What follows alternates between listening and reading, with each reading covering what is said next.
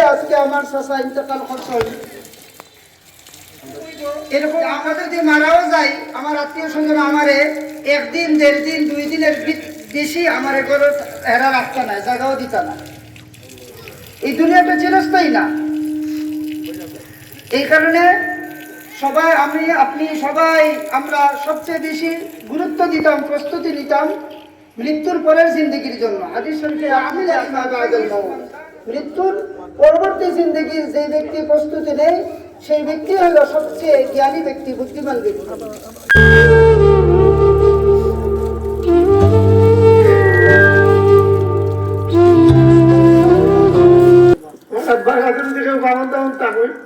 আপনারা আমার কইবা, আর যদি কোনো ভুল করে করে আপনারা মাফ করে দিবা। মাশাআল্লাহ মাশাআল্লাহ। মরহুম আমার নওয়াব চৈদ্য উত্তরসূরি কানবাতিজা মৌলানা হাফিজ মুফতি ওয়ারিস আহমদ তান সংক্ষিপ্ত 2 কথা কইবেন।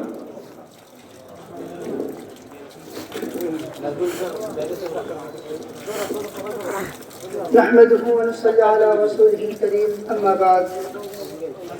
وقال النبي صلى الله عليه وسلم: يتبع الميت 3.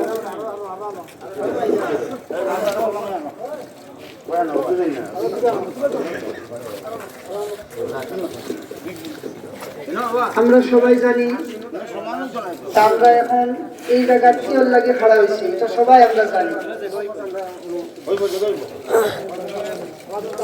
আমরা সবাই একদিন মারা যাওয়া লাগবে, এই কথাটা আমরা যেরকম সবাই জানি।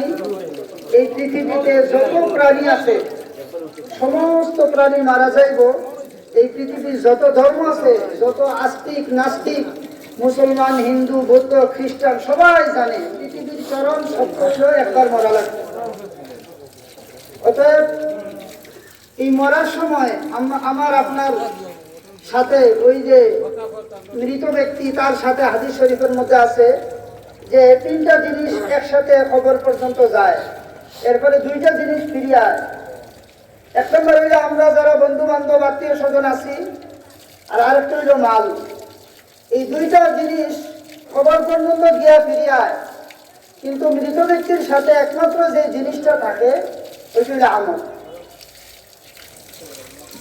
আমরা এখন এই জায়গায় দাঁড়াইয়া আছি, আমার আপনার মা বাবা, দাদা দাদি, নানা নানি, আত্মীয় স্বজন, পিছনের অনেক আত্মীয় স্বজন এই দুনিয়া এক সময় ছিল, কিন্তু এখন নাই।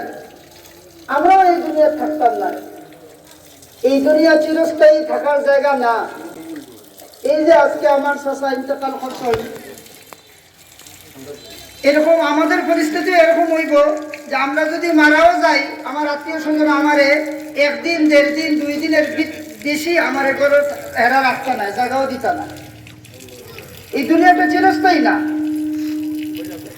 এই কারণে সবাই, আমি, আপনি সবাই, আমরা সবচেয়ে বেশি গুরুত্ব দিতাম, প্রস্তুতি নিতাম মৃত্যুর পরের জিন্দগির জন্য। হাদিস শরীফের মধ্যে আছে আল কাইয়িসু মান দানা নাফসাহু ওয়া আমিলা লিমা বা'দাল মাউত। মৃত্যুর পরবর্তী জিন্দগির যে ব্যক্তি প্রস্তুতি নেই, সেই ব্যক্তি হলো সবচেয়ে জ্ঞানী ব্যক্তি, বুদ্ধিমান ব্যক্তি। আল্লাহ রাব্বুল আলামিন আমাকে আপনাকে আমল করার তৌফিক দান করুন।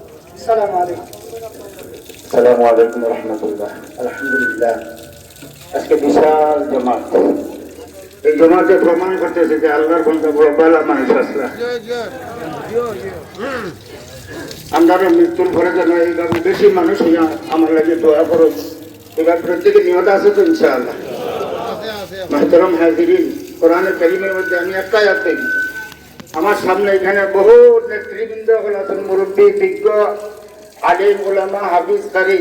আমরা অনেক দূর থেকে অনেক মেহমান হল আইছেন, কিন্তু সময় সুযোগের কারণে একজনে তার ওয়াজ নাই, শুধু আমরা বেদনা খান হয়ে আমরা দোয়া করতাম, তার লাগি জানাজা করতাম। কোরআনে কারীমের মধ্যে আয়াত আছে, ইযা জাআ আজালুহুম লা ইস্তাখিরুনা সাআতা ওয়া লা ইস্তাকদিমুন। কোরআনের আয়াতের অর্থ হইল আল্লাহ তাআলার দরবারে লেখা আছে কার হায়াত কতদিন, লেখা আছে না? এটা কি ছোট বড় আর এই যে কোনো শ্রেণীর কোনো বেশ কম আছে? কোনো বেশ কম নাই। আল্লাহ তাআলা যে সময় যার উপরে হুকুম আইব ওই সময় তাকে জাগিবা সে বুড়ো হয়ে যান সে শিশু অবস্থায় যায় হ্যাঁ বড় লোকও যান ছোট লোকও যান এটা আপনার আমার আল্লাহ তাআলার রেওয়াজ এটা এই জন্য তার হায়াত শেষ হয়ে আইছে আল্লাহ তাআলা তানে ডাক দিলেছেন শাবান মাস খায়র বরকতের মাস আল্লাহ তাআলা তানে মাফ করিতে আমরা দোয়া করবো আর সবচেয়ে বড় জিনিস হইল এই যে আবিষ্কার হইলেন আমরা লগে দেখব দুই জিনিস ইমান আর আমল ইমান আর আমল আমল বলতে নেক আমল যেগুলো এগুলা যাইব বদ আমল যদি হয় তো এইটা আপনার আমার এই খবর থাকি শাস্তি এবারে শেষ পর্যন্ত খালি আযাব আর শাস্তি থাকতে হইব এই জন্য আল্লাহ তাআলা আমারে নেক আমল করার তৌফিক দান করুকা এই শাবান মাস আইছে এখন থেকে আমরা রমজানের প্রস্তুতি নিয়ে শক্ত হইতাম ইবাদতের মাধ্যমে এখন হইল ইবাদতের মৌসুম রমজান মাস ইবাদতের মৌসুম এই জন্য বেশি করে ইবাদতি করতাম আল্লাহ তাআলা আমরা তৌফিক দেওকা আরো আল্লাহর বান্দার দুনিয়াতে গেছেন কি তার কাছে আমরা দোয়া করতাম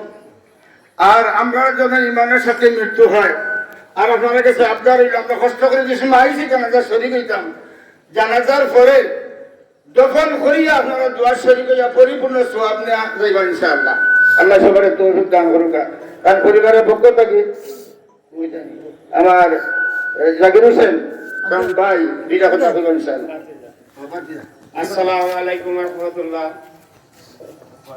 যিনি যে মাইত এনে হয়েছেন আমার চাচা যদি জীবনে চলার ক্ষেত্রে কোনো ভুল ত্রুটি করিয়া থাকে বা কোনো মানুষ পদ্ধতিতে মানুষের সাথে ভুল ত্রুটি করিয়া থাকে যদি ভুল ত্রুটি করিয়া থাকে আল্লাহর রাস্তায় আমার চাচারে আপনারা মাফ করতা আমি জানি না আমার চাচা পালা মানুষ আছেন কিনা আপনারা কইতে পালা আছেন কিনা খারাপ আছে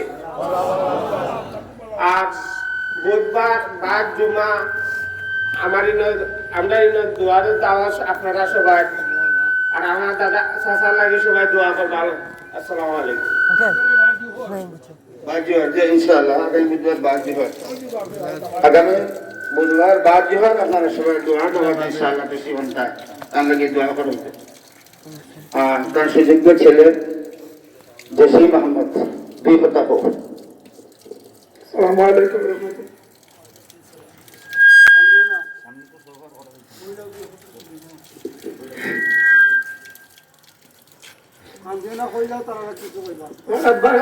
রাহমাতুল্লাহ আপনারা আমারে কইবা আর যদি কোনো ভুল ত্রুটি করে আপনারা মাফ করে দিবা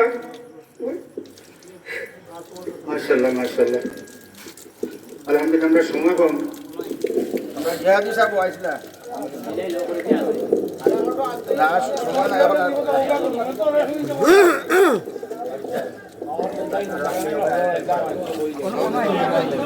আমরা সবাই যে